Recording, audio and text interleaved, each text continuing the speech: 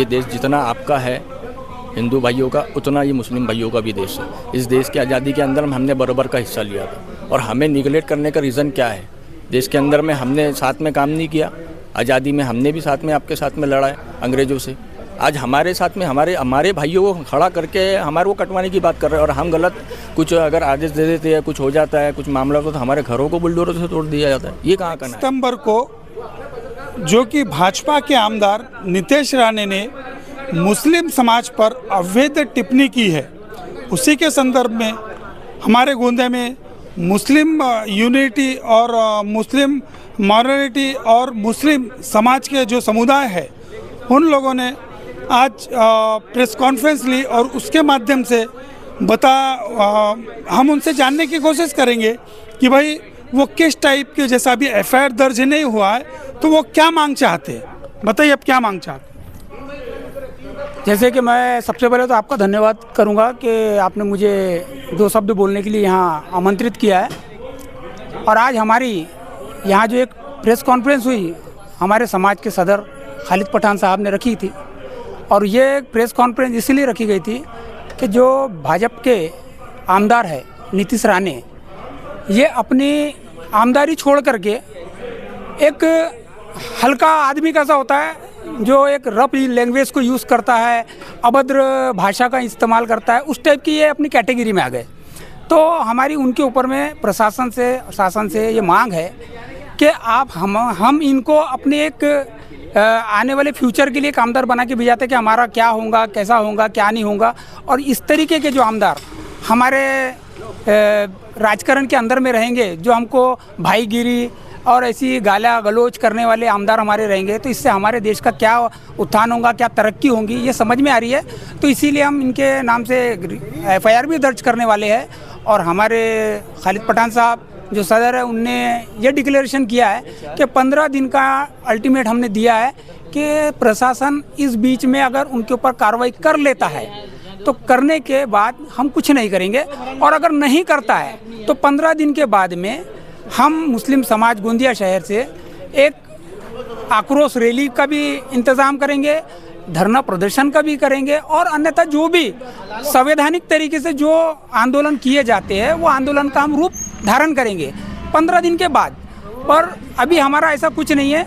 आज हम सिर्फ ज्ञापन देंगे कलेक्टर साहब को कि आप जल्द से जल्द इस कार्रवाई के ऊपर में जो देश के हर एक कोंटे के अंदर में एफआईआर दर्ज हो रही है, आवेदन दिए जा रहे हैं, आपसे हम निवेदन किए जा रहे हैं, तो आप उसका हमारे को रिपोर्टिंग देके उसको अरेस्ट करके आपने उनको अरेस्ट किया तो हमारे को रिपोर्टिंग मिलेंगी। हम उसके आगे कुछ नहीं करेंगे। पर अगर आपने नहीं किया, जैसे गिरी महाराज को नहीं पकड़ा गया, उसके लिए भी हमने बोले थे कि आगे हम कुछ काम करेंगे, तो वो भी हमारा धरना प्रदर्शन होने वाला था। पर आज कल हमारी गणेश जी बैठ रहे हैं और हमारे हिंदू भाइयों का वो त्यौहार है, उसके बाद हमारा जश्न ईद मिलादुन नबी है, वो हमारा त्यौहार है। हमारा क्या, हम दोनों का त्यौहार है।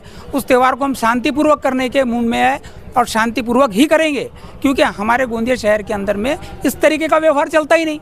हमारे तो रोजगार उनसे, हमारा व्यापार हिंदू भाइयों से, मुस्लिम भाइयों से, उनका लेना देना सारी चीज़ चलती है। यहाँ बहुत शांतिपूर्वक सारे काम है।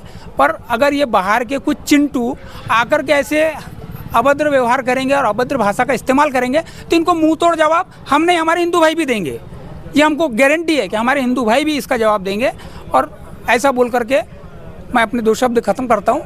और अभी तक के एफआईआर दर्ज नहीं हुई है, इसके ऊपर आप क्या बोलोगे? अभी तक के इसलिए एफआईआर दर्ज इसलिए नहीं हो पाई है क्योंकि प्रशासन ये बोलता है कि एक जगह अगर एफआईआर दर्ज हो जाएगी तो दूसरी जगह हम एफआईआर नहीं लेते। अगर ऐसा चलते रहेगा देश के अंदर में तो हम कैसा करेंगे? हमें भी तो ठेस पहुंची है ना, हमारी भी तो एफआईआर लिखना चाहिए। मगर प्रशासन जो रहता है, प्रशासन के पास जाने के बाद भी हमें निगलेक्ट कर दिया जाता है। ऐसा हमारे समाज के साथ ही क्यों होता है? दूसरे समाज के साथ भी करना चाहिए ना उन लोगों ने, कि एक जगह एफआईआर हो तो दूसरी जगह नहीं लेना चाहिए। जैसे रामगिरी महाराज के मामले में जब हुआ था तो हमने 3 जगह के एफआईआर कॉपी थाने में दिया था। तो थाने में देने के बाद उन लोगों ने ये कहा कि हम एसपी साहब से बात करते हैं, 99% की हमें गारंटी दी थी, 1% की नहीं दी थी। 1% में ऐसा हुआ कि बोला गया है कि एसपी साहब ने मना कर दिया, ऊपर से अधिकारियों ने मना किया है कि हमारे से एफआईआर दर्ज नहीं हो पाएगी। तो सर ये ऐसा कैसे हो सकता है? देश के अंदर प्रावधान सबका है, अधिकार सबका है कि सबको ये एफआईआर कर सकता चाहिए। अभी भी यही मामला आएगा जब नितेश राणे के साथ में हम लोग जब एफआईआर दर्ज करेंगे तो नितेश राणे के खिलाफ में ये बोला जाएगा कि एफआईआर ऑलरेडी मुंबई हर जगह जहाँ हो चुकी है, वहाँ ही होगी, दूसरी जगह नहीं हो पाएगी और हमें निगलेक्ट ही कर दिया जाएगा। इस देश के अंदर में हमें अवॉइड करने का काम किया जा रहा है। ये देश जितना आपका है हिंदू भाइयों का, उतना ये मुस्लिम भाइयों का भी देश है। इस देश की आज़ादी के अंदर में हमने बराबर का हिस्सा लिया था और हमें निगलेक्ट करने का रीज़न क्या है? देश के अंदर में हमने साथ में काम नहीं किया, आज़ादी में हमने भी साथ में आपके साथ में लड़ा है अंग्रेज़ों से।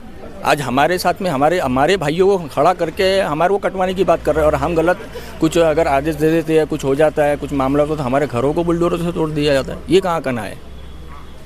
ये विरोध किसका, जैसा भारतीय जनता पार्टी का है कि आमदार का है?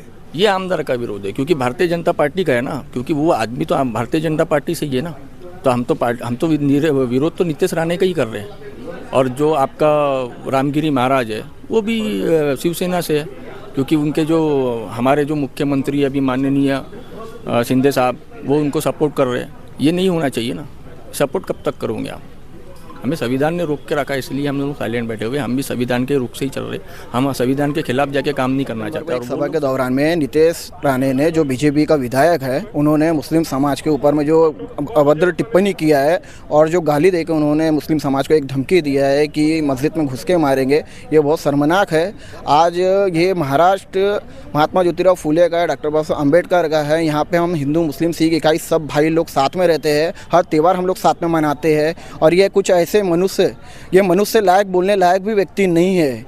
ये समाज के लिए बहुत हानिकारक है। ऐसे लोगों को बिल्कुल भी निषेध करना चाहिए। और मैं जनता से तो यही प्रार्थना करूँगा कि इसे चुनाव में बिल्कुल भी मतलब हार मिलनी ही चाहिए। ऐसे लोगों का बाइकआउट करना चाहिए।